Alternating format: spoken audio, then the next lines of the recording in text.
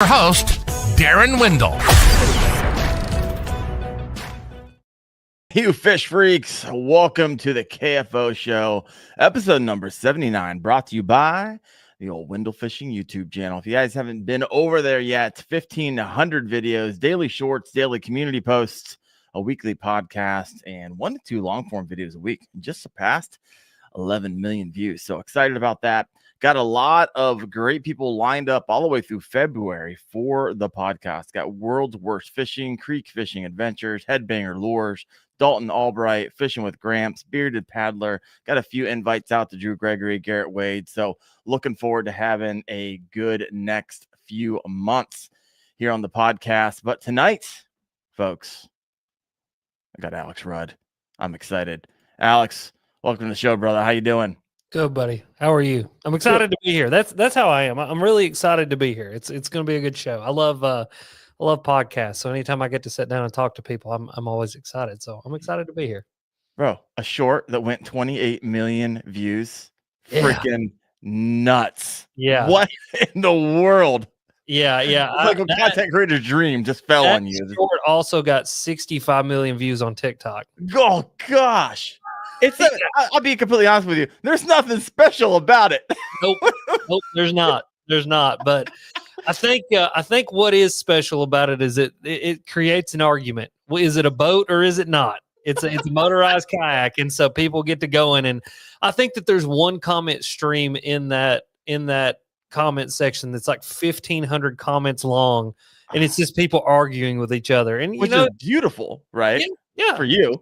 Gotta let them go, man. He's got to let them go, let them grow. You know what I mean? Let them go, let them grow. So let everybody know what it's about. I don't know how you haven't seen it. 28 million people watched it, but in case you haven't, one of the few. Yeah, it was the Old Town, the MK 108 kayak, and in that short, that TikTok, whatever you actually posted on TikTok first, actually has a funny story. It was before TikTok really kind of took off during COVID. And I was just out in that kayak, and my buddy TJ, Yak Pack Outdoors, had made a similar video, a similar short. So I texted him like in real time. I said, "Hey, I'm going to copy this idea. You good with that?" And he's like, "Yeah, I'm good with it. Whatever." Copied him verbatim, mind you, and posted it on TikTok. And so I put my phone in my pocket, didn't think anything about it, went home, took a shower, was going out to eat with my wife. And I pulled up my phone and I had like 1,000 notifications on TikTok. And I was like, oh, what's going on here? And it had like started going viral. And in like 2 hours, it got 1 million views. In 3 hours, it had like 10 million views. In 5 hours, it had 30 million views, and it just skyrocketed. And it did the same thing on YouTube. So it's just crazy. It's one of the most viralistic pieces of content that I've ever created. And I did it on a whim in the middle of a muddy creek. That is every content creator's dream. Oh, yeah. But that was years ago. Okay, I thought that was recent. No, that's like 6 years ago. And is it still performing? I mean, we call that in the content creation world a subscriber magnet. And yes, I can only imagine. Yeah, no, it still does well. I mean, even like I literally could probably pull up TikTok right now. Like, let's just prove the point, because this is how ridiculously viralistic it is. Okay, we don't care about Sephora. I don't shop at Sephora. Why are you showing me that ad? So we go here. Let's go to activity. And yeah, so someone just commented on it 1 minute ago. And it is currently sitting at 741,000 likes and roughly 67 million views. So. I don't even know what to say. I don't even know. Outside of, I'm going to now go copy it somehow. Yeah, verbatim. And it'll be a test. We'll see what happens. Yeah, exactly. It's stupid, man. It's stupid. So yeah, that is what we all dream of and dream for right there. It's one of those. I'm going to do it. Well, as soon as they don't have freaking ice on the water. This is why I need to live in Tennessee and not Northeast Ohio. Yeah, buddy. It's a little cold up there, huh? Little bit. I'm literally my kayak, my rods, everything. I'm breaking it all down. I'm cleaning my lures, changing out the hooks. My kayak's up in the lift. Yeah. And so it's going to be probably, I'll bring it back down in February. So March fishing. Is it freeze hard enough that you can fish on it, or you're in that weird in between place where it's like you can't? everyone asks me, hey, do you get into ice fishing? And up here, I mean, it literally could be a season of 2 weeks. Really? Yeah. That's what's so maddening about it. I was like, okay, I don't Yeah. want to invest $500,000 to maybe go 2-3 times at best. Now, granted, it could be 4 weeks, or sometimes it could be nothing. It's just one of the I'm right there in that Canton area, Mm-hmm. Ohio, so you just never really know what you're gonna Interesting. get. One Yeah. year might be crazy snow. Like last year, I think I shoveled my driveway 2, maybe 3 times. Yeah. I don't know. I don't That's really interesting. That's really interesting. Yeah. It's funny because people are always like, do you ice fish? And I'm like, I've never even seen a lake freeze. The back of a pocket freeze one time, but I've never seen a whole lake freeze. Definitely not thick enough to walk on. Like when it gets that cold, I go trout fishing. That's what I do. Like, right. just cause it's fun. But yeah, no, it does not get that cold here in Tennessee. A little jealous. A little jealous. Now, I brought you on the show because, well, I love having you. This is what, second or Yes, sir. third time? Second Uh, time? I don't know. It's a great All right. question. Second or third time, I've been regardless. here before. We'll just put it that way. You've been here before. Well, last time you were here, you had nothing on the wall, so you just moved into your house. Okay, so that's been like 5 years ago, 6 years ago. No, that wasn't that because the podcast hasn't been up that long. Something happened recently where there's nothing on your walls. I do remember that. I don't know what just happened. Yeah, we finally have like a little podcast room now, so that's pretty cool. I got a little setup here. I'm actually kind of fancy now, obviously with my little arm and all. Oh yeah. We're killing it now. Funny story on this arm. I ordered one, like the cheap one, because I'm cheap, and then they sent me this by accident, and it's like a $200 arm, which is ridiculous. I would never ever buy that. Yes. Anyways, all right. So I had you on, because you just got back. Yes. From a juicy adventure. I have not talked to you about this. We texted back and forth briefly. Yes. I mean, briefly, folks. And you shared some things with me that I was like, that is wild. So what were you doing down in Mexico? Yeah, we were bass fishing in Mexico. So we went to Pacachos Lake. We'll back up a little bit. So let's back up. Yeah, let's back up a bit. So a buddy of mine, his boss, or I think it's his boss, co-worker, is retiring, and he wanted to plan a big trip to Mexico as part of his like retirement, like escapades or whatever. I don't know. It's like a whole season. Yes, a whole season of retirement, right? And so one of the guys ended up not being able to go, and so he called me, and it was funny because the conversation went, hey, have you ever thought about fishing in Mexico? And I was like, I don't even know what the question is, but the answer is already yes. Like, I'm down, whatever it takes, let's go. And so I got invited on the trip, and I actually got to go to Mexico for about $1,000 cheaper than the actual cost of the trip, because this dude paid the down payment or whatever. And so I only had to pay part of it. But thank you, whoever you are out there who needs to back out in the last minute. Exactly. And so we were supposed to go to El Salto Lake actually first, and ended up the cartels were doing cartel things. And so since the cartels were doing cartel things, they said, hey, El Salto is out of the picture, but we can take you to this other lake called Pacachos. They said, you're not going to catch as big a fish, but you're going to catch a lot of fish. And I was like, listen, I don't care. I want to go to Mexico, and I want to come home. And I want to come home. And I was like, and I want to go on an adventure, and I want to go to Mexico, because it was literally on the bucket list of things to go do in my bass fishing life. Like, it was actually one of the things that me and my dad were going to go do before he passed away from cancer. And so, like, it was one of those things I was like, I've got to go to Mexico. Like, I'm going. Whatever it takes, however it takes to get there, let's go to Mexico. So you have thought about this before? Absolutely. Yeah, no. So, I mean, like, I think a lot of people, like, Mexico is like, I don't think bass fishing when I think Mexico, by the way. Really? You don't? No. But I don't think much about Mexico anyways. I live in Ohio, folks. If I'm going anywhere, it's typically north to fish. Yes. I don't think, hey, let's travel halfway across the country. Yeah, you're not going hola, senor. You're going hey there, ho there, bud. Yeah, I get it. So Mexico is interesting. So like back in the 80s, the Mexican government, well, late 70s and early 80s, the Mexican government started to build dams and to flood out these valleys, kind of like what we did here with the TVA system back in the 40s. And it was for power creation creating hydroelectric power. It was for irrigation for farms, and then it was for tilapia harvesting. Okay. Yeah. Makes sense. And so, there was some dudes, Ron Speed being one of them, is the guy's name, and that's actually the people that we went with, was Ron Speed Adventures.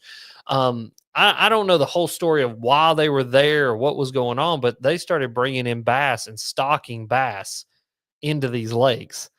And so these lakes, Picachos, El Salto, Bacharach, Comadero, all of those lakes are like the perfect environment for a bass to grow. Like, it's got everything that they need, just the nutrients in the water, the food availability, the temperature, everything is absolutely perfect. Huh. And so you've got these lakes down there that not only can they have 9 to 15 pounders in them, Oh, wow. Okay. Now. but they also have like the densest population of bass per square acre of any body of water in the world. It's so like, Is it not like a lot of people fishing these things?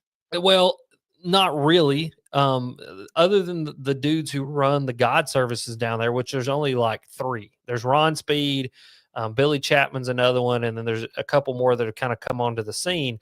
These lakes just don't get a ton of pressure. But the thing about them is they're growing bass so big and so fast that the pressure just doesn't even get to Doesn't them. even matter. Yeah, it doesn't even matter. No, And it's so, It's yeah, interesting because I did research around the world. Bass are really invasive species outside of here, like absolutely. United States, and so Yes. people don't necessarily realize this. They'll take over an environment real fast, Yes. internationally, and so that makes sense to me. What you're Yeah. telling me here. Yeah, yeah, and I mean, a little side tangent with the whole invasive bass thing. That's like Japan. That's Yeah, what's always cracked me up about Japan as a whole. Is they're like, everybody's like, the Japanese are the leading innovators of bass fishing everything, and I'm like, yes, they are. They're great, but at the end of the day, they're fishing for an invasive species that the Japanese government tried to eradicate but couldn't. Like, that's just it. Like literally, bass fishing in Japan hinges on the fact that there was a businessman in the 40s that went, I'm going to take these things and I'm taking them to Japan and I'm going to illegally put them in the bodies see of what water happens. and see what happens. That's why, because he liked the way they taste. And so he was like, here, we're just going to throw these in these lakes. But essentially the same thing happened to Mexico. And what's really cool about these lakes in Mexico is not only are they full of bass, full of tilapia, full of bluegill, full of these little bait fish that they call mosquito bait fish. And we get into the whole like food chain down there, which blew my mind. Which I But want to, by the way. yes, yeah, we're gonna. It's Okay, dude. we will go there. Yes, the whole thing is awesome. Make notes because we're gonna go all over the place in this thing. But what's really cool is that with those reservoirs, you get to see what Tennessee reservoirs were like in the 40s and the 50s when they were first flooded. Okay. Because a lot of people don't understand that, like, when you look at these big reservoirs around me, these highland reservoirs and a lot of the Tennessee River system lakes, they were only created in the 1920s, 30s, and 40s. Well, that doesn't seem that long ago, but in the lifespan of reservoirs, as soon as you dam that reservoir up, you turn on the clock. And each reservoir has a lifespan. Now, these lifespans are thousands of years, but when you start getting into the hundreds of years that these reservoirs have been established, that's when you start seeing the water get really clear. You start seeing a lot of that sediment settle to the bottom. A lot of that standing timber just rots away and goes away that used to be there. A lot of the, house foundations and things that were there are eventually just erode away and there's nothing. And you start having reservoirs like we have now, deep, clear reservoirs, that are hard to fish. Right. Whereas these lakes are 20 and 30 years old, not 100 years old, and they still have the standing timber, the house foundations, the nutrients in the water. There's still color to the water. And I mean, it's still got that new lake effect and that founder effect that those bass need to just absolutely explode in population and size. And that's what we're seeing still with these Mexican lakes. And so that's why Mexico becomes a destination for a lot of bass anglers. It's just because it's the most insane bass fishing you'll ever do. Where in Mexico were you? Like, Yeah, you talking like Juarez, or were you like where down there? And obviously, yeah, southwest Mexico. So we were on the Pacific side. Oh, okay. Yeah, so Okay. it's called Mazatlan is where we flew into. But it's on the Pacific coast, the West Coast. But from the airport, it's like hour and 30-minute drive to get into the mountains. We drive into the mountains. And those lakes, they're all kind of right there, pretty much close together, like within an hour drive of each other. but it's El Salto, Bacharach, and Picachos. And then there's another one called Comadero that's right there too, which it doesn't get as much hype, but apparently is like really starting to grow into like another fantastic lake to go and fish. So it's really, really cool. So, like everybody actually wants to get on with the bigs is the one that you're like, okay, you have to take the temperature of what the cartel's doing at the moment. Is that what's happening? Pretty much. Yeah. So I asked about it. Yeah, that's all the question. That's all the questions I'd be asking in the moment. Yeah, the cartel thing's weird, right? Like, I think a lot of people, and I was nervous about it. Like, I won't say that I wasn't kind of wary about the whole situation. You know what I mean? Right. But I do have to say, at no point did I ever feel unsafe or did I feel like that I was in a bad situation. Like, it was a very well run, business and system getting us there. I mean, like the people that we went with have been doing it since the 80s. Okay. So, I mean, they know what they're doing. You know what I mean? But I kind of asked some questions about the whole cartel thing, and essentially the cartel the only way that you can say this is just the truth about it. They don't really mess with white people, and it's because they know most white people are Americans, and if they mess with Americans, they're cooked. And so like they want to avoid us as much as we want to avoid them. You know what I mean? Right. And I was kind of talking to the guys about it. They actually have, I wouldn't say a relationship with the cartel, but the cartel definitely is very transparent about like, hey, we're going to be in this area and we don't want you here. And they're just like, okay, cool. We'll go to this other area. Right. And like somehow that information gets relayed relayed to them somehow. And like, so they just know like El Salto was like kind of just off the table this go around, which is really interesting. But yeah, I mean, so it's dude, it's crazy. I mean, it's still Mexico. I mean, it's still the cartel. You're still not in America, right. and I think that's the one thing that you got to understand. This isn't my first time out of the country. It's definitely not my first time in a let's say a country that is less established or is as established as America is. Right. And so like, I kind of knew what to expect, what to do, what not to do. But if people are like wanting to do it, like you got to be cognizant, you got to be aware, but I wouldn't say that it's like something where you're like putting your life at total risk to go bass fishing in Mexico. Like once you're where you're at, you're on the lake, you are behind lock, key, gate, and your safety is their number one priority, and having a full belly is their second priority, and their third priority is catching as many bass as you possibly can. And it's really, really awesome. Interesting enough, I used to work for an international development nonprofit. I was a fundraiser. I still am for 15 years. Yeah. And when I used to travel to Africa and Cambodia a lot, I would have this card that the company sent with me, and it was titled luggage insurance, and it had a phone number on it. It wasn't luggage insurance. It's if I was ever taken or ransomed or whatever it is, I would hand that over, and it was the insurance company that would negotiate on my behalf. Wow.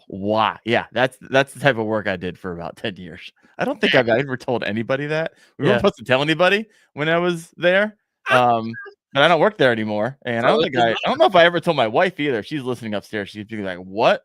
Excuse me?" Anyways, luggage insurance, folks. Luggage insurance. Luggage insurance. I feel like I don't even know if they're going to call and negotiate. They're just going to like some guy on the other end of the phones is going to be like, I have a very particular set of skills. I will find you and I will kill you if you don't give up Daren Wendell right now. There it is. Right there. Yeah. Yeah. Like what's that one actor always plays typecasts that? Liam Neeson. Yeah, it's like it's just gonna go straight to his cell. Yeah, it's just straight to Liam Neeson, and like Liam answers like hello, and it's like, we have your man. Oh, okay, I know what this is.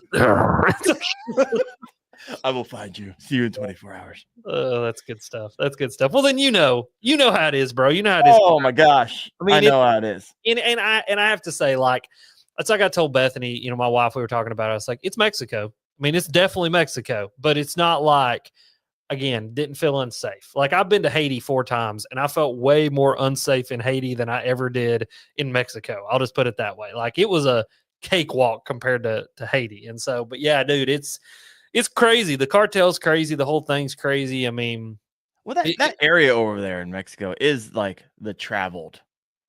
A lot of people from California go down into that part of Mexico. So it's not super wild, I would imagine. It's still Mexico. It's still Sinaloa, Mexico, though, because that's where we were at. I mean, everyone knows the Sinaloa cartel, right? They're famous. Yeah.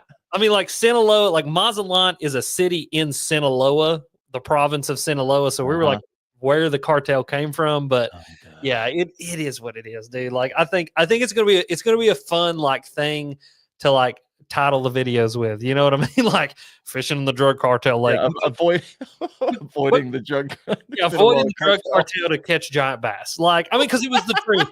I only heard automatic gunfire one time too. Oh my gosh! Up in the mountains. So we're all good. It's all good. All good. So I we worked in a part of Cambodia when Pol Pot was in reign, and anyways, there's landmines all over the countryside, and one went off within distance one day when I was there, and I've never heard that sound before.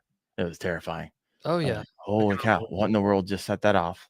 And yeah, for someone who doesn't, was never part of the military or anything like that, that sticks with me, man. It's wild. I'm sure. Yeah, there's signs everywhere, like don't walk here, stay on the path, think minefields, and there's. You hope it's like a deer or a rabbit, there's a person. Like it's something, yeah, a mouse, a bird, a leaf, anything. Yeah, just anything other than something that bleeds. Like, come on now, oh my gosh, tarantula, anything. No, but yeah, man, it was cool, dude. Like it was fun. It was just a cool. I mean, to me, just the overall experience. I mean, the food was incredible. They fed us 3 square meals a day. Like, got up in the morning, it was eggs, bacon, some sort of bread, anything that you wanted. I mean, like the kid that worked there was named Valentine, and he was awesome. Like as soon as I walked in, he would have a Coca Light, which is Diet Coke, and he would set it down right in front of me before I could even like process what was going on. But you would fish from essentially daylight until 12. At 12, you came in and had a full sit-down lunch again. Okay. And then you would have a siesta until 2, and then we would fish from 2 until dark. And as soon as we came back at dark, they would either have chips and salsa and guacamole or nachos as an appetizer, and then dinner was at 6. And, like, we had, 18-ounce ribeye steaks. We had like, a seafood buffet bowl thing one night. Like, just incredible amounts of food and anything you want to eat, drink, food, dessert, they had it all. And so just, I mean, the overall experience of that side of it was incredible. And then not to mention we caught 446 bass. Just me and my buddy Brad in one boat. That's just one boat. In total, I think we caught like 4,000 bass the whole entire week for the whole group. But just me and Brad caught 446 bass in 4 days. 4 days. So I've only done those numbers once. There's a place here in Ohio, Southern Ohio, that I go to. And I remember it was 3 days. It was like 300 and some. We went on 4th day. And it's one of those experiences where you're like, my fingers hurt from taking out so many hooks. Which is like a bass fisherman's dream, by the way. All right. So you were slaying numbers. Yes. Were you picking out any size in the midst of that? Yeah, so that was kind of I don't want to use the word disappointing because it was not disappointing at all, but it was kind of the thing about Picachos is it's not El Salto. So El Salto is a lake where you go catch those kinds of numbers, but you're going to have the potential to catch 30 to 35 pounds of bass in your best 5 every single day. Wow. Picachos is a lake where you're going to have a chance to catch a 20 to 25 pound bag every single day.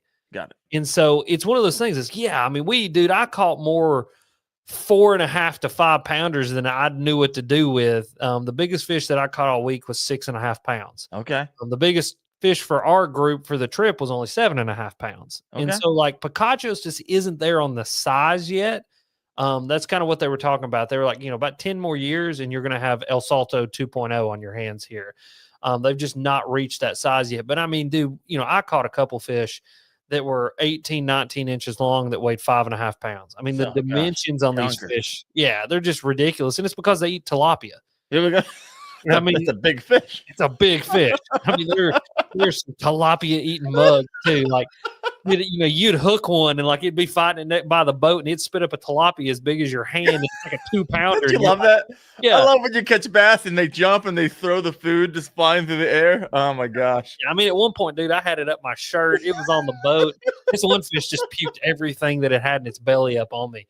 But yeah, I mean, so Not a ton of big ones, but a ton of numbers. I mean, like I said, average fish was probably 3.5 pounds. Yeah, I'll take a 3.5 pound bass all day long. I mean, up here in the north, right? They 2.5, 3, 4, 5, 6 pounders. Those are solid bass. I know a lot of people are writing me on my on the channel and stuff. Like, oh man, my personal best is 4 pounds. My personal best is 4.5 pounds. And so I got some people listen in. You're like, that would be a dream come true. Not only would I hit my personal best probably 6 times over 4 days, but man, that's stupid. Yeah, it's crazy. Stupid. It's just stupid. It is. I mean, it's just silly. I mean, like at one point when my hand was, so we stopped on one spot, and Rafa was our guide that day. So he had a different guide every day. And Rafa spoke no English, but he did know the word crankbait, and he knew that symbol right there, which meant throw over there. And he would go, That's all you need to know. All you need to know. Crankbait. He goes, there. crankbait. I go, crankbait? And he goes, crankbait. I said, please, senor. He goes, there. I said, all right. I hum this Berkeley dredger over there, and I'm burning it back. Dude, I hooked one right there. We sat there and caught 54 fish in 20 minutes off of that one spot. Oh, literally, there was a point at which my hand was cramping, holding onto the reel, trying to reel this fish in, and I'm trying to get my hand to uncramp. And like we were joking back and forth with each other, like $100 I can get one hooked before you get yours unhooked and get it back in the water. And like, like just reel. Yep, there's one. You're trying to like roll it across the top of the water to get it in, and like just making a game out of catching fish. I mean, that's how silly and just stupid the amount of fish we caught was. And it's just, and that's the best part too, is it's like, it wasn't boring crap. Like, it's not like, oh, you got to drag a drop shot. Oh, you got to throw a Ned rig. No, just burn 8-inch worms, like 20-foot diving crankbaits, giant spinner baits, flukes, top waters, and flipping. Like, that was it. And I mean, dude, like, sounds like just about anything you throw. Pretty much they would pretty much eat anything. But what was crazy though about that is like, it was kind of funny. The first 2 days, I mean, obviously just silly. We caught a ton. Well, the third day we were there, we got a guy named Namor, and Namor wanted to go head hunting. And Namor was cool because like he looked at me and like he kind of spoke English pretty good. And so we were kind of some broken English, broken Spanish, Spanglish. We were kind of, we were getting there. You're figuring it out, yeah. Yeah. And he looked at me, he goes, grande. I said, si, grande. Si. And he goes, the river? And I said, grande? He goes, si. And I was like, all right, let's go to the river. And so we went head hunting that day. And I mean, it was kind of crazy how even with those fish that are willing to eat about dang near anything you would throw in there, how you can dial it in just a little bit more.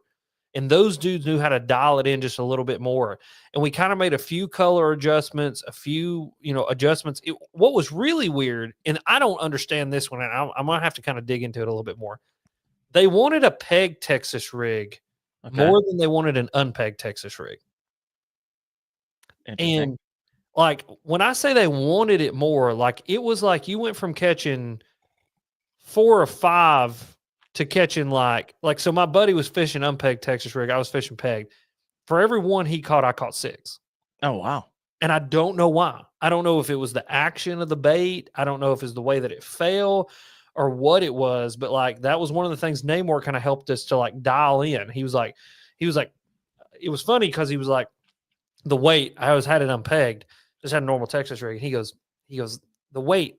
And I was like, what about the bigger? He goes, no. He goes, the peg. I was like, oh, yeah, the peg. Yeah. I was like, you break a toothpick out? Is that what you did? You just shoved it in there? Well, I brought pegs with me. Okay, there you go. Bobber stops with me. So I bobber stopped that thing on there. And I mean, he goes, see, like he was all about that. And sure enough, you start throwing it in there and they start smoking it. And it was the same thing with color. Like these bass were so funny because like they wanted green pumpkin or watermelon. That's like the color they wanted. That's all they wanted. And what like was the color of the water?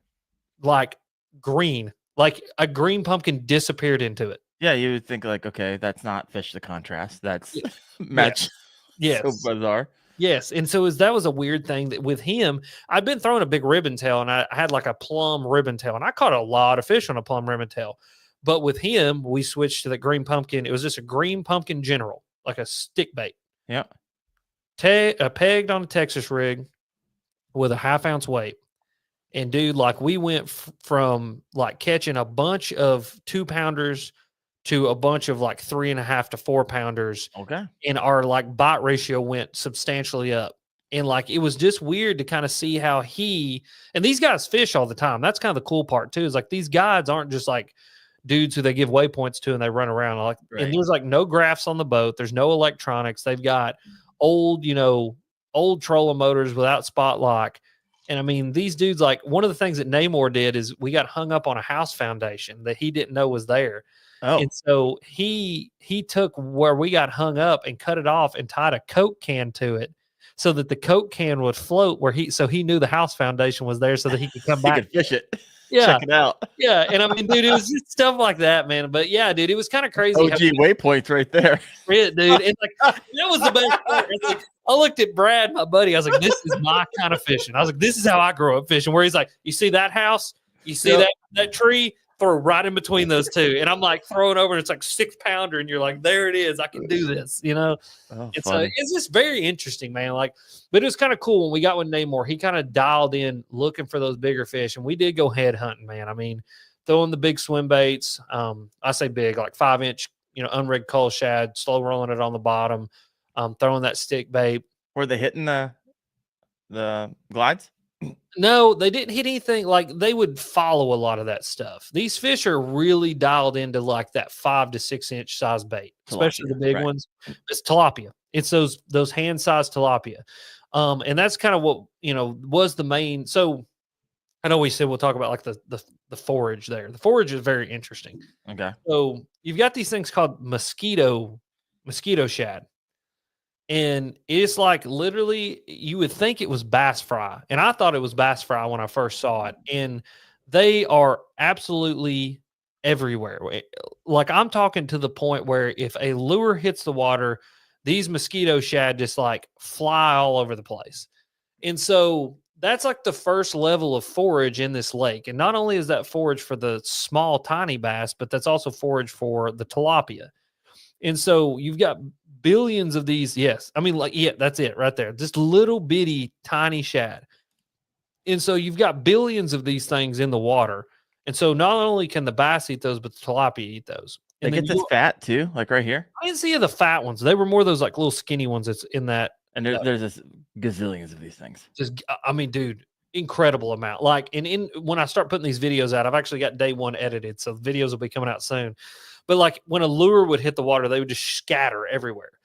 And like early in the morning, a lot of the like 1 to 2 pound bass would be up shallow eating those things. And like when I say like bass are everywhere, if we go fishing in one of our lakes, we might see a bass blow up once an hour, right? Twice an hour. If it's during a good shad spawn, you'll see them blow up 6 times in an hour. This was 6-7 times every 5 minutes. Wow. Like just constantly. Boom, boom, boom. I mean, just everywhere. And like they were big ones too. Big ones, little ones, all sizes, but a lot of big ones. But anyway, so you've got all these mosquito shad.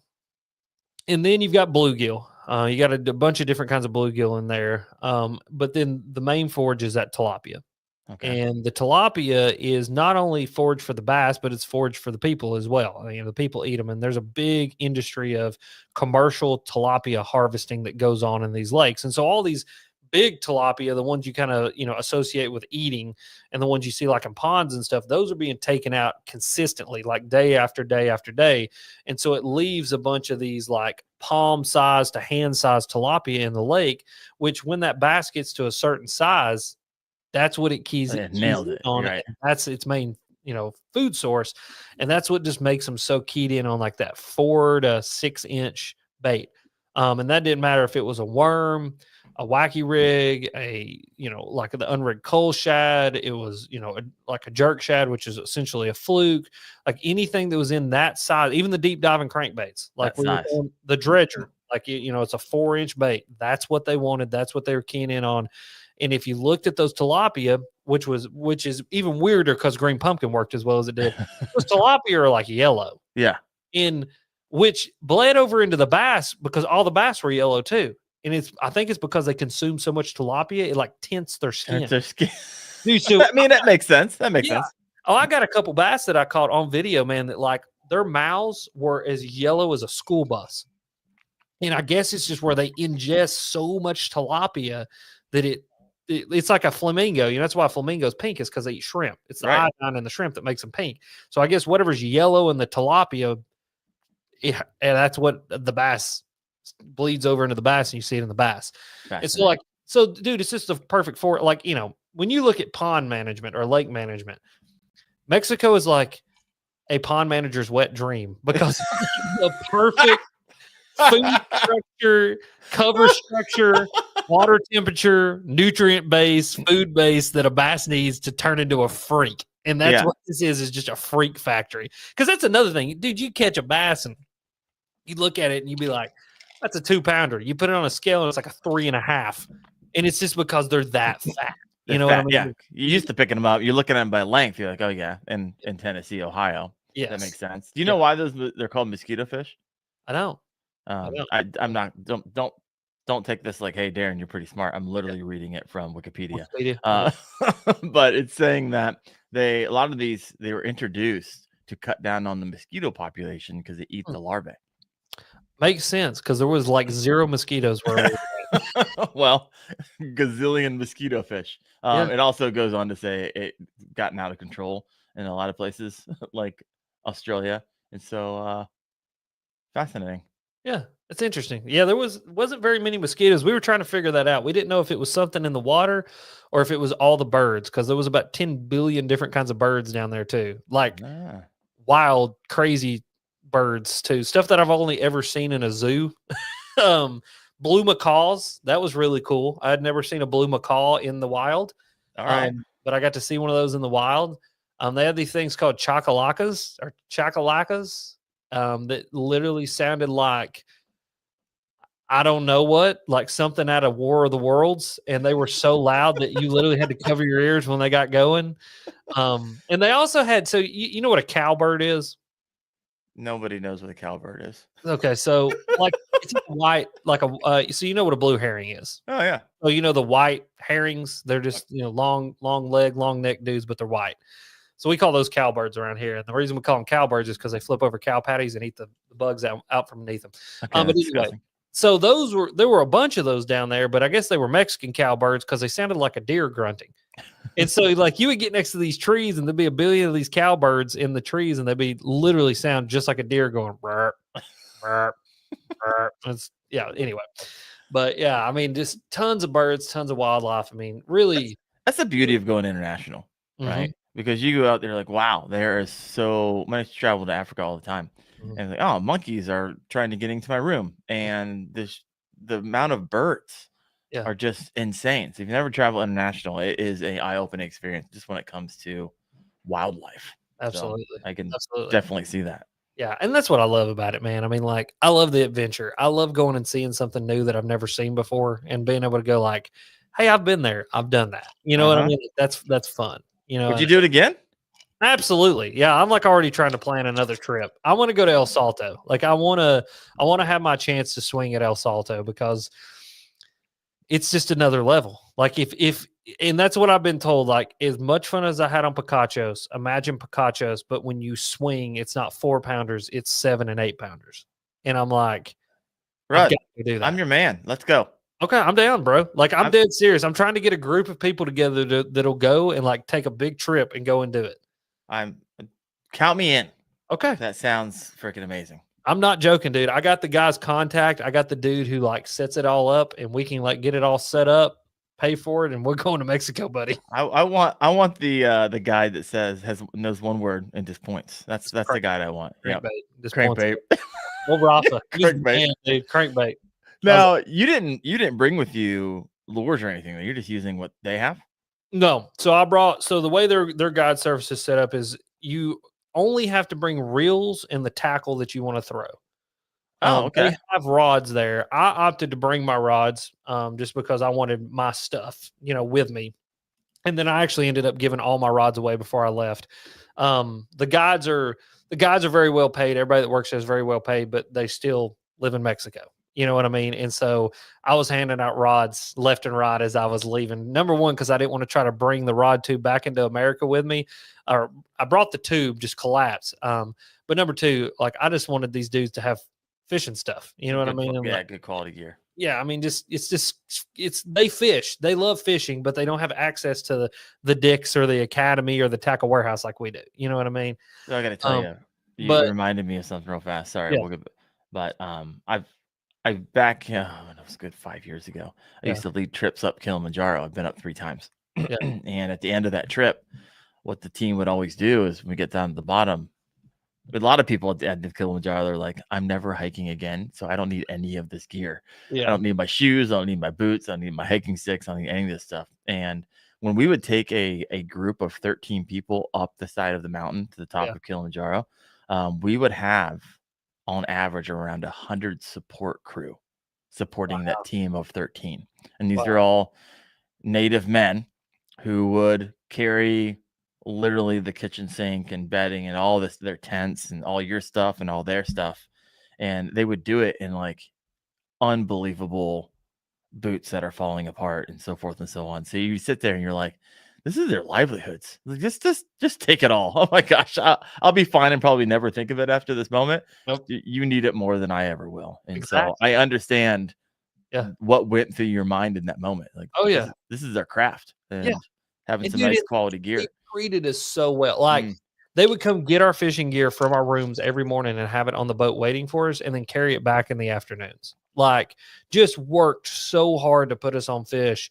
And like, you know, the goal for us every day was to catch 100 plus. And like, dude, they would work so hard to make sure about 100 plus fish, like whatever it took.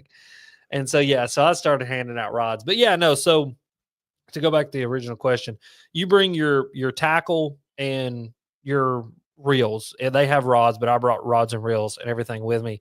And I kind of know now a kind of a more refined list of what exactly I need to take. You know what I mean? Like these bass aren't complicated, but they do like a certain set of lures and they like them really, really well. And like, so I kind of overpacked this go round and took a little too much stuff with me. Next go round, I'm still probably going to overpack and take a little too much stuff with me, but I'll have a lot more of the right stuff. You know what I mean? But yeah, so that's kind of how that worked. It was actually, I liked it. You know what I mean? I liked the fact that you kind of had to bring your own gear and kind of, I don't know, the prep work was super fun to me, you know, to look at it. And like, I watched as many videos as I could find on Pacachos Lakes, Mexico, which how many are out there, by the way? There's quite a few and they all suck because it's just like, it's like those people that were like, they're like, I'm going to buy a GoPro for this trip, and this is going to be the trip that launches my YouTube channel. Oh, yeah. Only video they ever posted. It's just music, no explanation, just hook sets. And it's like from 6 miles away where you can't even see what they're throwing. And so I'm like sitting there and I'm like pausing videos. I'm like, that's a worm. Yeah, that's an 8-inch ribbon tail worm. I can get some of those. And like I got my buddy's sitting there with me, and he's like, I'm pretty sure. He's like, that's a lizard. I'm like, yeah, add that to the list. Add a lizard to the list. 16 lizards off the shelf. You're just pulling them from your pegboard. Yeah. I'm on Berkeley's website just going to town. Like, lizards, we need lizards. Every color of lizards. Yeah, just if it's max sick, get it. That's what I want. One fish with kind of a lizard. Bring them all. Yeah, that's right. And so that was fun. Just the prep work, the packing, like the whole process of getting there. And getting my stuff to Mexico was as much fun as like getting to Mexico and then getting to like reassemble it all and having the gratification of going like, hey, I brought the right stuff. Like this stuff is going to work. Cause like every guide we get in the boat with them every day and like they dig through my stuff. Like they were so funny. Like they would just start digging through it and they were like, nope. It was like a few things. They were like, nope. And like they go, see, and they'd pull something out, like hand it to me. Like it was just funny. Like it was such a good time in that capacity. Oh my gosh. That reminds me. I hiked the Appalachian Trail back in 2008. Really? And about 2 weeks into the Appalachian Trail, you come up to it's like an outfitting store. Okay. And it's known for doing what's called a shakedown. And essentially what they do is the workers would be like, hey, give me your backpack, which everyone's been now carrying for 2 weeks. They usually overpack, right? So this thing should be 35, 40 pounds. Yeah. Sometimes they can get up to like 70 pounds because people are like just bringing whatever. Yeah. And so they like just empty it out on the floor, and they tell you what you need, what you don't need. And of course, if you have things that are overweight, they'll try to sell it to you, of course, in the store. But nonetheless, it's a service. And so it kind of reminds me of that. Ironically, for me, I was blogging along the way. And back then, 2008, Yeah. it's not like I had an iPhone I could just go to and do it, right? I had Yeah. like a flip phone at that time. So I was like literally carrying a laptop with me. And when I pulled that thing out of my backpack, they all looked at each other like, what? Hell, What in the world is going on right here? I eventually got smarter and started shipping in those flat rate boxes to the next post office, so I didn't have to carry it in my backpack. Yeah. But that's what it reminds me of. They just literally pick through your stuff like, nope, too heavy. Nope, not going to need that. That's ridiculous. That's crazy. How long did it take you to do the whole trail? 6 months. That's crazy, dude. You do it all one shot, like 6 months straight through? Through hiker. Oh, yeah, 100%. That's awesome. From Dahlonega, Georgia, up to it sounds like you're familiar. Have you thought about doing it?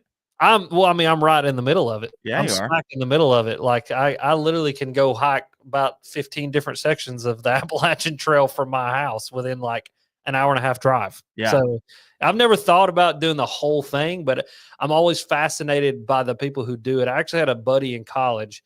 Long story, but I mean it's worth the story. So this guy was incredible human.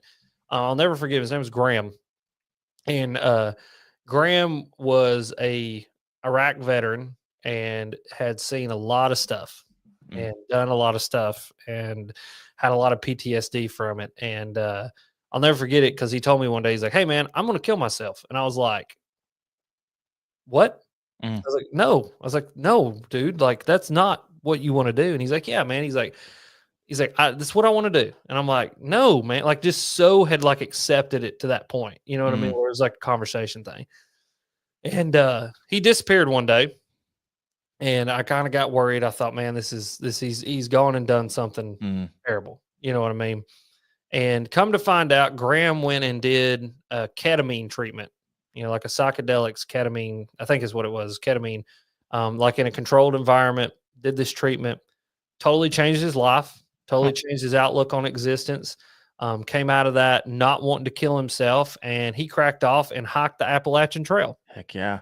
And like 6 months later, I get a phone call and he goes, "Hey, it's Graham." I said, "Hey, man." He said, "I just want to tell you I finished the Appalachian Trail." I'm like, "Dude, that's badass." And he's like, "Yeah, man, I've never heard from that guy ever again." And like, it's just one of the craziest like that. So every time I hear anything about the Appalachian Trail, that's like the number one thing that pops into my mind is old Graham from college who went and found himself and went to hike the Appalachian Trail and had to tell me about it. And so like, it's just one of those people that make an impact on your life and you, in a weird way, but it's a way, Yeah. And so, yeah, no, it's cool though, dude. I love the park. I love the Smoky Mountain National Park. I love anything around there, Cherokee National Forest. I mean, dude, there is something to me that is special about those areas, and just there's a lot of untouched forest there. There's a lot of there's actual real old growth forest in some of the sections of the Appalachian Trail and in some of the sections of the Smoky Mountains and Cherokee National Forest, and like it's like sacred, man. It really is. It is. And like I always tell people, if you ever get the chance to go and see real old growth forest stuff that truly has not been touched since who knows when, and be able to go and enjoy those areas, and not only enjoy them and like catch fish in those areas too, like whether it be trout or whatever it is, dude, is just it's a special experience. And I love that. So that's why you can kind of see, I kind of get a little excited about it. Yeah, because I just love it, man. I told my daughters 9 and 7 that if ever they want to hike the Appalachian Trail, I would quit my job and I would do it. All you have to tell me is you want to do it. I'll go. I'll do it twice. If you guys are like in between high school. And what I would love to do is bring a collapsible rod with me, because there is a ton of places to fish along the way. Oh, yeah. And so that is my dream, to do it again. Yep. And so we'll see. We'll see if they have the outdoor bug, or they enjoy fishing, or want to hang out with dad for 6 months. Yeah. Sleep in the tent. But the AT is one of those places, like you mentioned, you get the amount that you just never know when you wake up in the morning, because you sleep in lean-tos, and there's a ton of them along the way. You wake up and you look to your left, and there be a millionaire who's like, "I can't take it anymore. I need to get on the trail." and you look to the right, and there's a homeless guy. Yeah. Right. And everyone's equal on the trail. It's wide. Yeah. Yep. And so everyone's coming from all wide. I literally hiked with a guy for 3 months who worked for Mercedes, and he was an engineer. He's like, I was going to have a heart attack if I didn't get out of there. And so he quit his job and hopped on the trail. The greatest guy ever.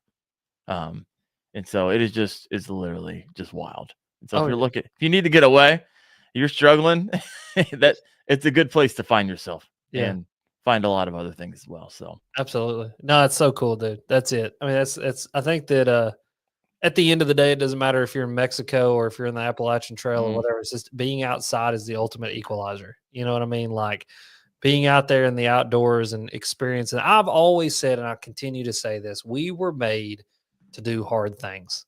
And people don't do enough hard things anymore. You know what I mean? And they don't put themselves in uncomfortable situations enough. And it's like, that's where I thrive the best. It's like when I'm uncomfortable and I'm doing something hard and I'm doing something fun and I'm doing something different that I've never done before, and a new adventure, a new experience. Like I just was out in my driveway with my buddy practicing casting my fly rod before it got dark outside and I suck. I'm terrible. I am horrible. I walked in the Orvis store today and I said, I have no idea what I'm doing. Help me. And you know what I mean? It's like, and I think that the more situations we can put ourselves in where we're uncomfortable and we have to go, I have no idea what I'm doing, the better off of a human that you are at the end of the day. And like, I know for me that I thrive in that. And so it's just, yeah, dude, that's wicked, bro. Hey, congratulations on hiking the whole entire thing. Oh, not very many people can say that they did that. You know what I mean? No, it's wild. A lot of people start off with great intentions, but I mean, the finish rate has increased over the years, right? When things get a lot lighter and people know what they're getting themselves into. But still, it's I've literally heard stories of people who've hiked 5 months, 3 weeks, and quit in the 100-mile wilderness a week from the end. And so everyone's breaking points. I mean, there's people who hike it barefoot. There's people who will hike it in Chaco sandals. There's just, it's all kinds of kinds, man. All kinds of kinds on the trail. It takes all kinds to make this thing go round too. But there's a few of them kinds that I wish they'd get lost out there in the woods, but it takes all kinds. And then there's crazy stories. I mean, you get in the Appalachian Trail world, there's crazy stories. I mean, there's murders on the trail. There's all kinds of stuff historically that go on and on. But man, I would do it again in a second. Okay, so I have a question for you. Yeah, hit me. Did you ever experience anything that you couldn't explain on the trail? No. Really? Nothing supernatural, nothing weird like that. Yeah. Okay. Yeah. Well, that's a weird question. What's your basis for that question? What you got going on over here? Bro, I've had a few situations. One in particular, it was so I got two stories I can tell. One story did not happen to me. It actually happened to my dad, and I still believe this story to this day. We can get into that one here in a second. But my story was I was in a piece of national forest land. I hope this is going a Bigfoot route, by the way. I wish it was. My dad's story is a Bigfoot story. Ooh. Corroborated with another story completely unconnected to his that I heard 25 years after his experience. I'll have to tell it here in a minute. It's crazy. It's crazy. Sorry. Anyway, no, you're good. You're good. No, my experience is I was on a piece of national forest land, and the best way that I can describe this is that I walked into an area that felt dark, felt heavy, like I did not belong there. And like when I walked out of that area, I was fine. I walked back into that area, and it was like there was a palpable presence of like, you don't need to be here and you need to leave. What do you mean by area? You mean like just like a section of woods? Okay. I don't know what was there. I kind of poked around for a little bit to see, like, is there like an old house here? Is there something here that's like that would do this? And it just wasn't. It was just like, dude, walk into an area and like felt like the world was like right here. You know what I mean? It's like this. And you're just like, I got to get away from like this pressure that's on me. And like walk 100 yards in another direction, and it's just like, and you're good. And it's like the weirdest thing. I've had that happen not only here, I had it happen in Haiti. Yeah. Oh my gosh. I was just going to share a story just like that. Haiti was connected to a witch doctor, though, a real voodoo Yeah, priests. Haiti, Africa. Yeah, this is a real Yeah. thing. Like the witch Yep. doctors today. Yes, they're like real deal, like 100%. dark magic. Like 100%. I don't care what you believe, there's something evil with that. You know what I mean? There's evil there that's like palpable, like they're pulling it out of hell or the ether or whatever it is, and it's not good. Like not good at all. Sacrifices, all that Yeah. stuff. Yeah, it's Yeah. it's out there. Yeah, absolutely. Absolutely. But yeah, no, that's the one. Now, my dad's experience. This is a good one, bro.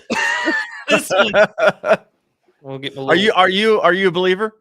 Oh, Absolutely. you guys are listening in. He literally Yes. pulls out a Bigfoot ornament. That thing's like 8 inches tall. My buddy, Mr. Drunkwood, made that for me. He made that in a sign that says "Rudd" for me and Bethany as a wedding gift, and so that's my Bigfoot.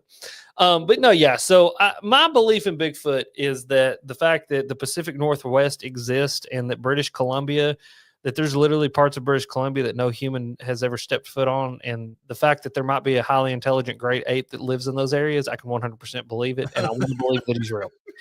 This story, on the other hand, is crazy. So this happened on Norris Lake here in Tennessee. My dad was not fishing with a guy named Lee Varner. And on Norris Lake, there's a section of the lake that has springs that dump in. And so during the summer, you go night fishing and you go fish these springs because the bass push up into these springs at night and eat bait fish because the water's cool and the bait fish go up in there, and it's just a great area. And so they're up there fishing at night. They got their black lights on their boat, which allows you to see your line without, having a white light and attracting every bug and scaring the fish and all that. So they're fishing. And Dad said, it's just a normal night here in Tennessee. I'm sure Ohio's the same way, but here in Tennessee, it's like so loud at night because of all the bugs. Oh yeah, it's deafening. Like it's just constantly, right? And so, like Dad said, it goes dead quiet. Like he said, pin drop quiet outside, and it's one of those nights. There's no moon, super dark. And so Dad was a consummate outdoorsman. If you could hunt it, fish it, trap it, kill it, eat it, my dad did it at some point or another. I mean, like he was the kind of dude that he never hiked the Appalachian Trail, but he would have cracked off and did it. The only thing that kept him from doing it is he liked killing deer with a bow and shooting stuff with a shotgun a lot more than hiking. You know what I mean? right. But slept in trucks, slept in tents. I mean, he's been outdoors his whole entire life, literally a whole entire life. I mean, till the day, even just a few months before he died. I mean, like the last thing we did together was go fishing. Like not the last thing, but the last, thing we did outside was go fishing. And so, you're talking about a guy here that's not timid of the outdoors, not timid of the dark, like my dad was a hard ass. Like, he didn't make stuff too easily. Doesn't scare too easy. He says, so the woods go completely silent. And he said, just naturally, he kind of starts scanning the woods, looking like, what is this? He's thinking, oh man, I'm going to get to see something cool, like a panther or like a mountain lion or something like that. And he says he looks up in the woods, and standing next to a tree is this just giant whitish gray figure standing like upright, just like next to this tree. Oh, you're going Yeti on me. And so dad naturally, first instinct is like, somebody's jacking with us. Like it's the middle of the night. It's some dumb redneck out in the middle of the woods. Like, he's like son of a gun. You know what I mean? And so he's like, hey man, what are you doing? He said, thing just stands there. And my dad's like, what the heck? And he's like, dude, quit jacking with us. And he said, he's got a buddy with him, right? Yeah, his buddy Lee's with him. And so Lee's kind of jacking with him, and like, hey, get out of here, quit jacking with us. And he said, like, after like the second or third thing they said, that thing literally cleared the woods out. Like turned an elephant around cruising through. Just bolted up the hill. He said unhumanly fast, bolted, just tearing down trees and sticks and just up through the woods. And Dad looked at his buddy looked at him, and he's like, we're getting the hell out of here. They get the hell out of here. Now, my dad tells me this story, I'd heard the story 2 or 3 times. Every time he told it, he would get cold chills. Like this was really happened to my dad. Like I truly believe this happened. So I'm listening to a podcast years later after he tells me this story. Okay. And the podcast is called It's like it's Sasquatch Chronicles is what it's called. Like I went all down the rabbit hole. Like I love Sasquatch. Well, this lady calls in and she's like, "Hey, I've got a story to tell." So I was on Norris Lake one time, and I'm like, Oh, you got me. I'm in. Anything you say is true right now. dude, literally, I pull over on the side of the road. I'm talking, I almost wreck because I'm like, he's like, I'm on Norris Lake one time, and I'm like listening, and she's like, and what's crazy is this is on the same side of the lake that my dad had his experience. Okay, so this is like geographically makes sense where this happened at. And she said, I'm driving down the road, and in this giant whitish gray figure ran across the road in front of me, upright, running like a man. She's like, and it was like in the early 2000s. Like, and this is exactly when it happened to my dad. Dude, I literally almost wrecked trying to get pulled over to get my phone out to call my dad and be like, dude, you're never going to believe this. And so this random woman has no connection to my dad whatsoever. Right. My dad has never told really anybody this story other than like us and a couple buddies. Corroborated his story 20 or 10, 15 years later about the same exact large, hairy, grayish white figure that looks like Bigfoot on Norris Lake. Have you heard any other corroborating evidence or stories during that time? Those are the two that I could find. Those are the two that I are connected. One, my dad, one, this lady. Now, I've never really dug into it deeper than that because, I mean, dude, you Google Bigfoot in Tennessee, and I mean, it's a billion damn stories. Like, man, he's in my backyard eating my sweet corn from my damn pig sty. I mean, son, I tell you what, I shot him with a shotgun. And so it's like 1,000 of those, you know what I mean? But I'm looking for like real, like hard, tangible stuff. Yeah, you need the grandma who has no invested interest at all. Like, hey, Exactly. This is what I saw, and I went on with my life. Yeah. That, or you need this like totally unconnected, like weird, totally coincidence thing. Like, I'm not looking for it to happen. It just happens to be a story in this podcast that I've listened to 50 episodes. And on the 51st episode, this lady's like, I was driving next to Norris Lake in Tennessee and a gray white figure ran across the road in the early 2000s. And I'm just like, huh. And so, yeah, that's that story. Absolutely wild. What happened when you called your pops on that one? Oh, he was like, man, I told you it's real. Like, I did not believe you, pops. I just believe you more now. Yeah, I was like, no, I definitely believe you now. And he's like, yeah. He's like, I told you. He said, that's crazy. He's like, it makes sense. He said, there was something in the woods that night. He said, that's something I can't explain. He said, I've never seen it since, and I'll probably never see it again. How big was it for him? Like, okay, was like big. 7 foot? Yeah, he said it was big. Like he said it stood next to a tree. He said, and like you could just tell the mass of it. Like it just he said he couldn't. He always said, like, I can't tell you exactly how big it was, but it was bigger than a person. Wow. Yeah. Yeah. I just love the fact that on your podcast, I've drug you into a Bigfoot story.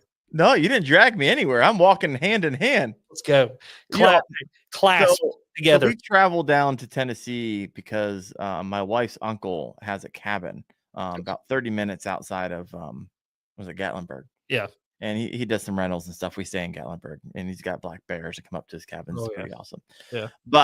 And I forget what it's called, but he's 30 minutes out. It's kind of out in the middle of nowhere. But his neighbor he's like one of the number one carvers. You know, there's a lot of wood carving out there for Bigfoot. Nice. And so that's his job. So he's showing me all the stuff that he does, and it's just like Bigfoot. And there's like Bigfoot conventions and Bigfoot carvers conventions and so forth. And so this is like the guy. Yeah. And so you're not dragging me in to nowhere. Let's just have a podcast where we just straight up talk Bigfoot. I'm planning on one. I'm trying to get a Bigfoot researcher to come on the podcast just to talk to him, just to hang out. Like, I'd say it's the Alex Red Fishing Podcast where we talk about everything but fishing. Dude, next time you're down here, let me know. You're 40 minutes from me when you're in Gatlinburg. Oh, really? Yeah, dude. Okay. Have you ever trout fished in Gatlinburg? No. I mean, obviously it's everywhere there, but I'm usually doing family stuff. Yeah. And I'm getting ready to make a run. I mean, it's going to be a minute. Yeah. Getting ready to make a run at full time. Then it's like game on, right? Hey, you want to go to Mexico? Yeah. I'm going to come down for 3 or 4 days. We're just going to do content together. And so I have a stop date. My wife and I have talked about. We got to get a certain amount of cash in the bank, so forth and so on. But that date is in mind. Let's do it, buddy. And it's not close, but it's not far away type of thing. I love it. So, man, it's going to happen one way or another, but hopefully the sooner date happens. Absolutely. Yeah. Absolutely. I hope it does too, man. I tell people all the time, it's the greatest decision I ever made. Yeah. Life's too short not to send it. You know what I You mean? know what? I that's where I'm at. I was like, you know what? You kind of have that. Okay, I got 2 kids, and we'll just got to throttle it back. My wife and I mean, when we first got married, I think we made a total of like $29,000 a year. So we know what it's like to make nothing, Yeah. right? Absolutely. Now I'm a VP at a nonprofit. We know what it's like to make something, Uh-huh. but I don't need to. It's not like we just need to throttle it back a little bit so we can really enjoy life, and I'm not super stressed out. Yeah.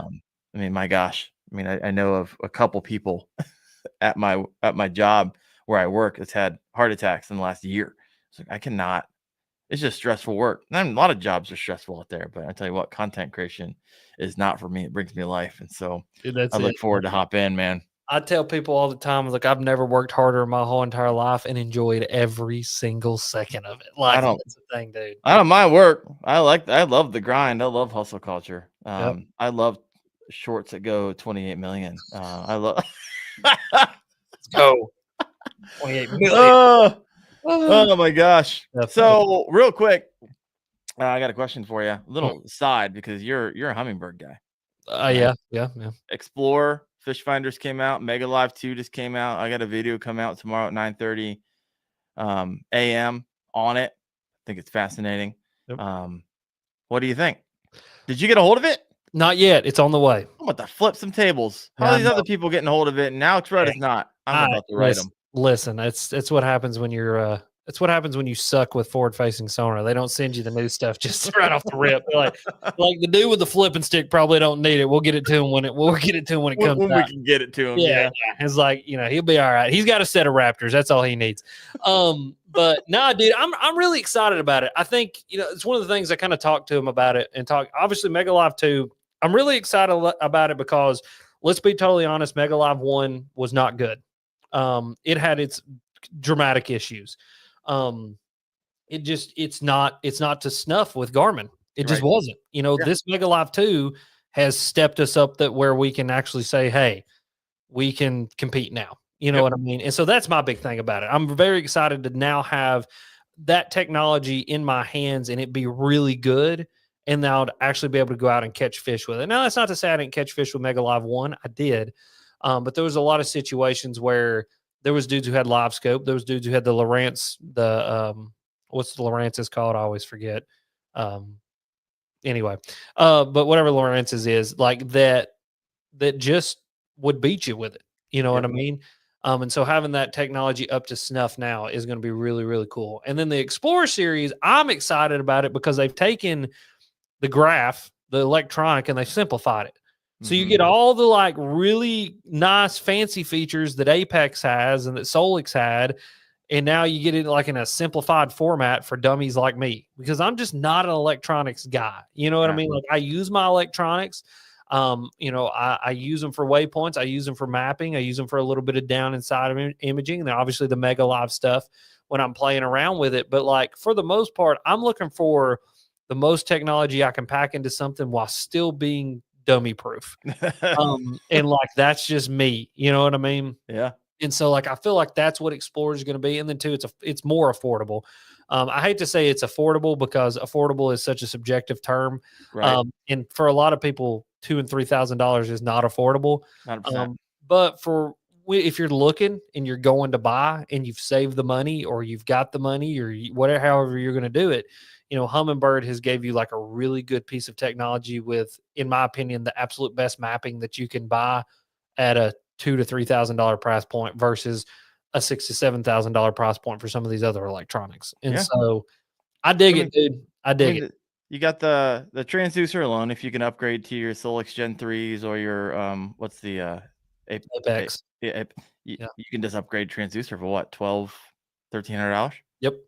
And then if you want the Explorer, which is custom built, for the MegaLive 2. Yep. I mean, then they make a 9, a 10-1 to 12-1. I think it goes $1,299, $19.99, $24.99 for that. But yeah, so you can hop in on a lower price point.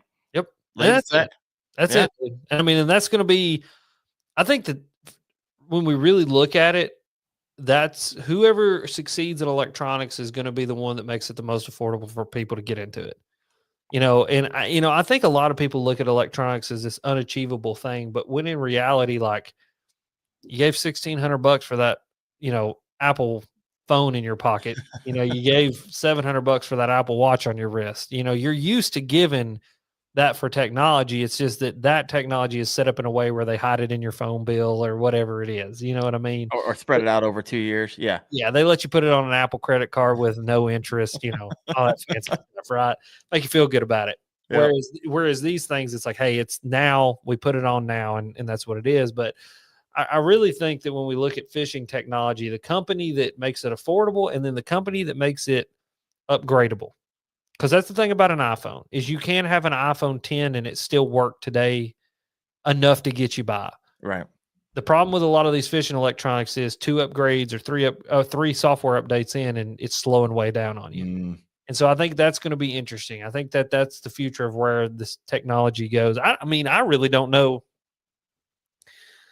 I mean, you tell me what you think. I think AI makes a difference. I think that AI is going to make a difference in everything. That I think in Everything. In any capacity that you think AI is going to make a difference. Like even if you don't think it's going to make a difference, there's going to be a difference there.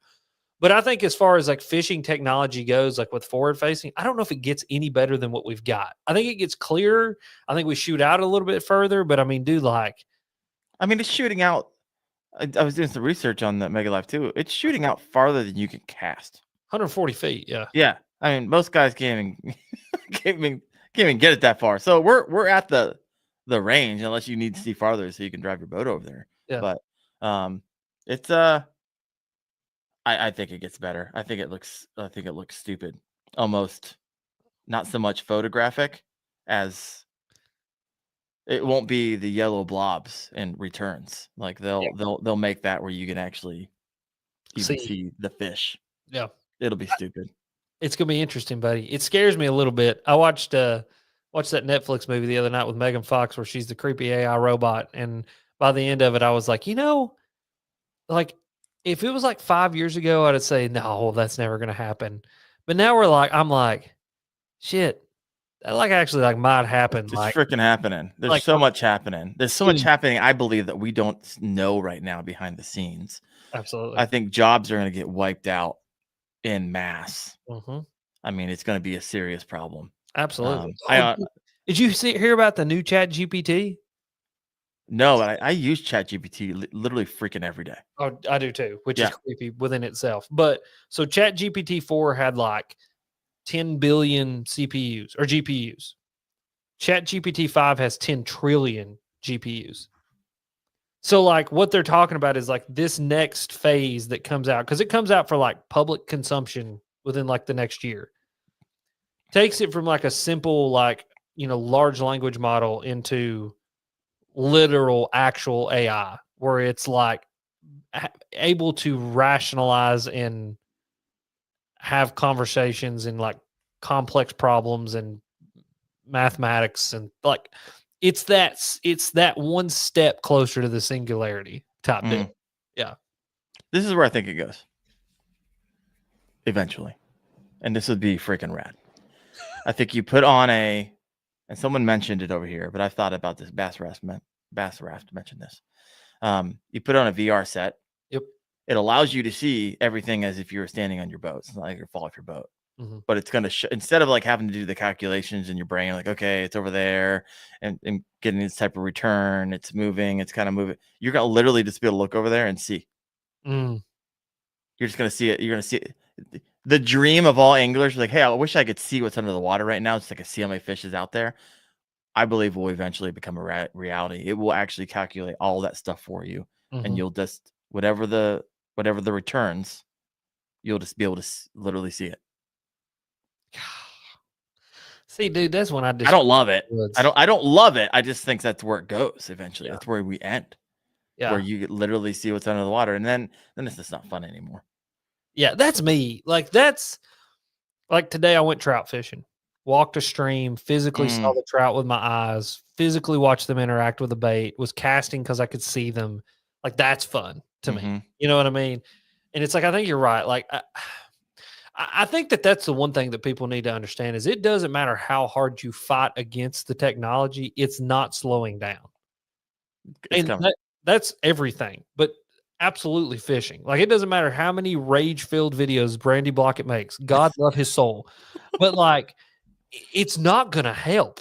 Like, especially in this, like, the whole tournament thing, we're going to go down a rabbit hole. But anyway, the whole tournament thing within itself, I think people they're like trying to put morals onto something that is, I mean, yes, there needs to be some sort of morals and rules set in fishing. But at the end of the day, these dudes are betting their money and they're trying to get their money back. Morals be damned at that point. Rules be damned at that point. Like, dude, they're trying to get their money back. Let them do whatever they need to do.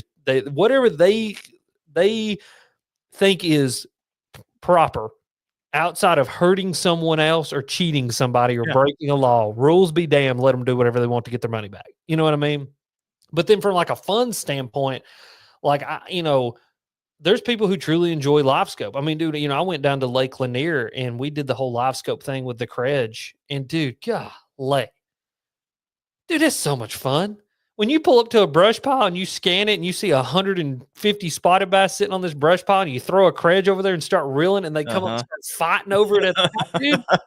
That's like a crack addict on crack. I mean, like, it's awesome, what I mean? But all that being said, I still want to go walk a stream with a spinner and try to catch a trout, and so it's just interesting. I would love to have it. I can't afford it. That's not within my range, but I would love to have it someday, only because here's the reason I want to have it. I want to have it because I just want to learn, right? I want to soak everything in about fishing. I want to know what the crap they're doing, how they're interacting with my lure, what they're not doing. The closest thing I got to that was the knucklehead this year. And one of my team members had it, and I would kind of follow him because obviously, and he was like, okay, throw the jerk bait over there. So I threw it over there. He's like, speed it up, speed it up. Speed it up, speed it up, speed it up. Boom, they smack it. It's like that thing was right on it. Yeah. And he's like, typically what you do on a jerkbait, you throw it out and you can do like soft pause, cut, pause. Yeah. But as you get closer, you want to speed that up in case you have any chasers. Get them to commit. Yep. Something that you typically would not really ever know unless you could see that behavior underneath. And I want to see that for every single type of lure and presentation that I'm doing. So it informs my everyday non-FFS Daren, which is every day right now. But I'd love to be able to not use it all the time, but have it available to me when I want to get out there and just devour knowledge on it. And dude, that's it. I think that's the thing, is that people are viewing it as it catches fish for you. No, it just shows you a lot of fish. Yeah. And that's what I learned about it is I chased gar around for an hour, not realizing they were gar. And, I chased a pot of carp around, not realizing they were carp. Did it. I fell hooked a carp in the top of the head and thought I'd caught a 10-pounder. But what was really cool in all of that is, like, you see a gar come up and gulp air off the top of the water. Well, I always thought they were sitting right under the surface of the water. No, I was watching gar swim out of 25 feet, come up, gulp air, and then swim 25 feet back down. Yeah, fascinating. And it's just like one of those things you go, never seen that before. Yeah, never seen You know what I mean? You're like, I learned something today. And I've always said, like, one of the best learning experiences I ever had in bass fishing was going up north with Ben and bed fishing for smallmouth. And seeing how a smallmouth reacts to something coming through its bed, watching its gills flare, watching it flare its fins out to try to scare whatever that is, watching it turn its body sideways to make itself look bigger.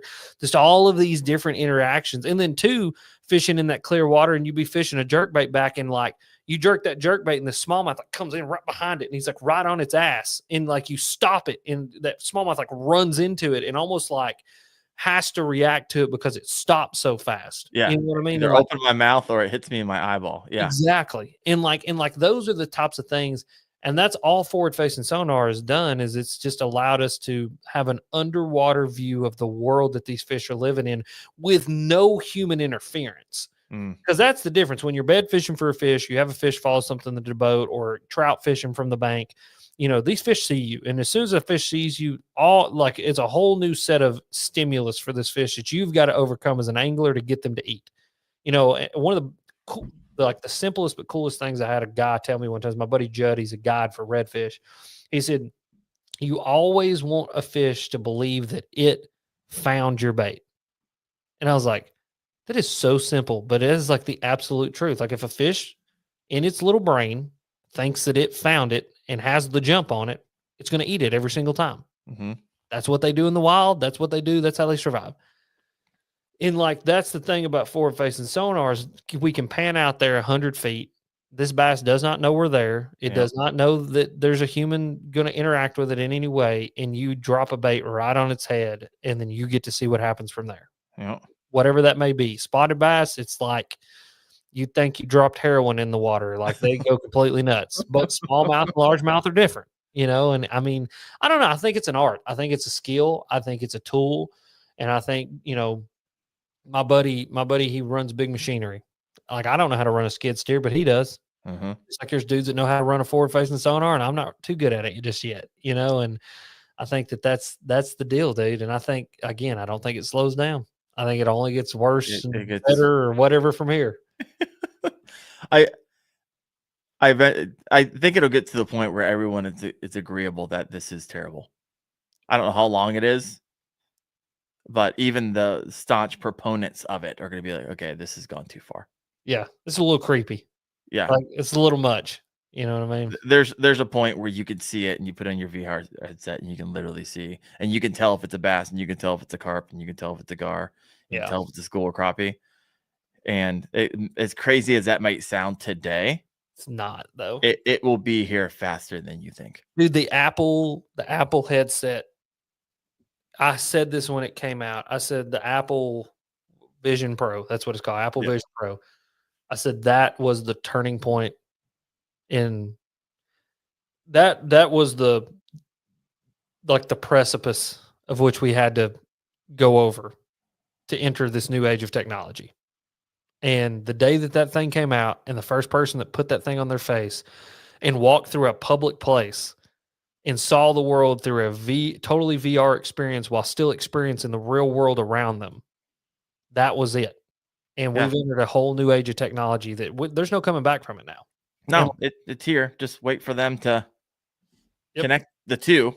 Yep. And then get it down to a price point where we can afford it. The common everyday can you get that $3,000 to $5,000 price point. Game over. Yep. And dude, that's the thing is that's what they're like. Not everybody can afford a phone. Everybody in Mexico had a brand new iPhone. I go to Haiti and they had iPhones. I mean, people can't afford anything.